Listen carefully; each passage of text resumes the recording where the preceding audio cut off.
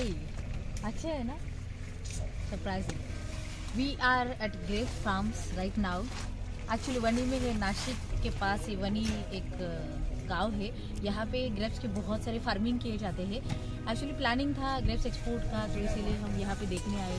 Field का experience तो important ही है, क्योंकि उसके तब जाके ही शायद आप एक्सपोर्ट में मतलब ये कर सकते हैं। तो चलो आइए देखते हैं हम ग्रेप्स फार्म के बारे में क्या चलता है, एक्चुअली एक्सपोर्ट के नॉर्म्स क्या फॉलो किए जाते हैं, how they are farming and yes lot about the export related things. Okay, तो आप देख सकते हो यहाँ पे ये ग्रेप्स मतलब आए हैं कि ग्रेप्स का कटिंग अभी चालू है, because we can say like harvesting अभी चालू है इनका, क्योंकि ग्रेप्स का कंटेनर यूके के लिए ही एक्सपोर्ट हो रहे हैं ग्रेप्स में।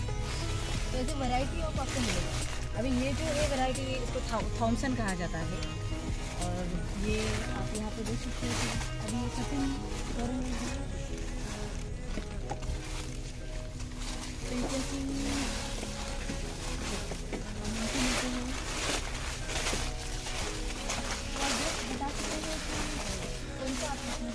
करने वाले हैं ये, और यही क्यों कट किया जाएगा।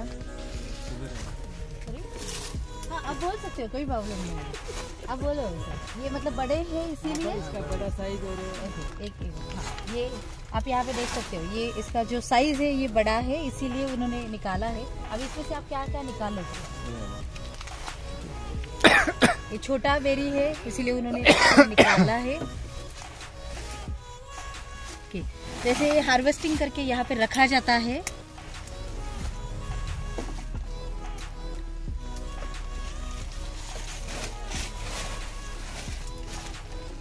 जो यहाँ पे पड़े हुए आप पेपर देख रहे हो, एक्चुअली ये भी ग्रेप के लिए लगाए जाते हैं। क्यों? क्योंकि हमने जब उनसे पूछा था तब उन्होंने ये बताया कि ये जो कलर यहाँ पे आया है, जो ग्रीन का कलर है, ये मेंटेन करने के लिए ग्रेप्स के ये पेपर लगाया जाता है। ये ग्रेप्स का कलर मेंटेन करता है, क्योंकि एक्सपोर्ट के लिए नॉर्म्स बहुत सारे फॉलो किए जाते हैं। उसमें एक ये भी नॉर्म है कि ग्रेप्स का कलर क्या है। तो बहुत सारे कंट्रीज़ को आइदर ग्रीन कलर चलता है या फिर बहुत सारे कंट्रीज़ को समहाउ गोल्डन कलर लगता है। तो दिखने के लिए तो सारे हमें ग्रेप्स समान ही दिखते हैं, लेकिन एक्चुअल कंट्री के हिसाब से नॉर्म्स बहुत अलग अलग होते हैं। तो आपको ये भी ध्यान में रखना पड़ेगा while choosing the grapes for the export purpose and as per the country criteria. तो ऐसे बहुत सारी बातें मतलब यहाँ पे चल रही है कि ग्रेप्स एक्सपोर्ट के लिए आपको क्या पता होना चाहिए। तो जनरल है ना कि एक तो कंट्री आपकी कौन सी है, क्योंकि कंट्री के नॉर्म्स क्या है, सिलेक्शन क्राइटेरिया उस कस्टमर का क्या है as per the country. Like Dubai के लिए अलग चलता है, यूके के लिए अलग चलते हैं, यूएसए के लिए अलग चलते हैं, यूरोपियन कंट्रीज, रशियन कंट्रीज अलग अलग चलते हैं। तो एक अगर जनरल बताओ मैं, तो ये फार्म अपेडा रजिस्टर है फॉर द ग्रेपनेट। और ग्रेपनेट क्या है कि अपेडा का जो ग्रेपनेट पोर्टल है, कि जो फार्मर है अगर यूएसए यूरोप को एक्सपोर्ट करना चाहता है, या फिर जो ग्रेप्स है ये अगर यूएसए यूरोप को जाना चाहते हैं, तो उसके लिए ये फार्म अपेडा रजिस्टर होना चाहिए। So if you are exporter या फिर फ्यूचर एक्सपोर्टर, तो आपको ये ध्यान में रखना पड़ेगा कि ये जो ग्रेप्स है ये अपेडा रजिस्टर्ड फार्म से ही उठाने पड़ेंगे if you are exporting to USA Europe और रशियन कंट्रीज। सो जो भी डेवलप कंट्रीज है, तो उसके लिए ये कंडीशन है मैंडेटरी। सो ये फार्म ऑलरेडी उन्होंने अपेडा रजिस्टर करके रखा है, और they are following APEDA norms for this like grapes farming के लिए। रेसिड्यू कंटेंट हो या फिर वाटर लेवल हो या फिर ऐसी बहुत सारी चीज़ें वो इसके रिलेटेड वो फॉलो करते हैं। तो अभी हमारी बातें उनसे बहुत सारी चल रही है कि वो हार्वेस्टिंग के बारे में, एक्सपोर्ट के लिए, फिर शेल्फ लाइफ कैसे मेंटेन किया जाता है, कितना शेल्फ लाइफ होना चाहिए, कब ये निकाला जाएगा, उसके बाद उसको प्रिकॉशनरी मेजर्स क्या रखे जाएंगे। तो ऐसे बहुत सारे उन्होंने दिखा। एक और भी चीज़ उन्होंने हमें बताई कि लाइक ग्रेप्स के लिए शुगर लेवल भी चेक किया जाता है। तो this is also one of the specification for grape export business कि शुगर लेवल क्या है। तो शुगर लेवल कैसे चेक किया जाता है, तो this is one of instrument to check the sugar level. So brix इसको बोलते हैं कि ये ब्रिक्स चेक किया जाता है, and they are checking brix like for example we have taken this grape. तो इसका जूस ऐसे यहाँ पे निकाला जाता है।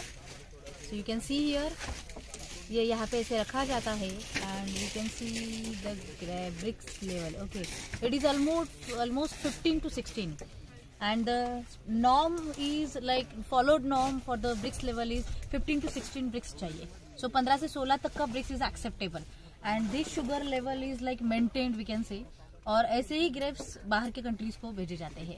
अभी एक और बात है जो आपको समझनी चाहिए, लाइक लोग बोलते हैं ना कि स्पेसिफिकेशन आया, चलो हमने चेक किया और भेज दिया, लेकिन why they are maintaining this sugar level और दिस ब्रिक्स लेवल? क्योंकि लाइक हमने बहुत सारे फार्मर से भी बातें चल रही है, तो उन्होंने एक बताया कि शुगर लेवल जितना अच्छा होता है उसका शेल्फ लाइफ बहुत अच्छा होता है। सो ये शुगर लेवल मेंटेन रखने का कारण ये भी है कि उसका शेल्फ लाइफ वो बढ़ा रहे हैं। और मतलब आपको ये भी चीज ध्यान में रखनी चाहिए, तब जाके शायद हो सकता है ग्रेप्स आपके वहां जब पहुंचेंगे तो शायद वो एक्सपोर्ट पर्पस के लिए आए हैं, क्वालिटी नॉर्म्स को अडर कर पाएंगे और शायद जो रिजेक्शन, लॉसेस, डैमेजेस होते हैं शायद वो बच पाएंगे। तो चलो आइए देखते हैं। These are the team actually we came here to meet the grape farmers and for the export purpose. So we can just one introduction. Yeah, sir, आपका नाम बता सकते हैं आप? Sorry? किरण घुले. Okay, Kiran Ghule. He is a farmer of this farm and they have like APEDA register farmer है वो, और यूके को अभी एक्सपोर्ट चल रहा है। You can just brief about your farm and आप जस्ट थोड़ा सा बता सकते हो आपके फार्मिंग के लिए और यूके के लिए स्पेशली क्या कंडीशन फॉलो की जाती है?